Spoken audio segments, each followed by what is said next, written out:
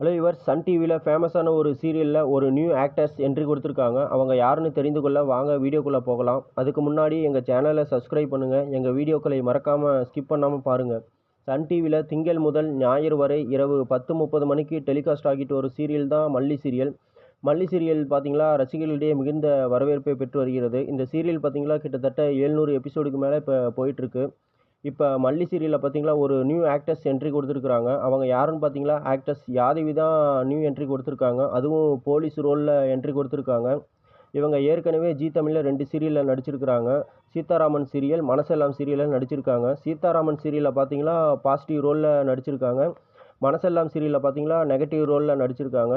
இந்த 2 சீரியலுமே இவங்களுடைய நடிப்பு ரசிகர்களிடையே மிகுந்த வரவேற்பை பெற்றிருந்தது. இப்போ இவங்க மல்லி சீரியலில் என்ட்ரி கொடுத்துருக்காங்க. அதுவும் போலீஸ் ரோலில் என்ட்ரி கொடுத்துருக்காங்க.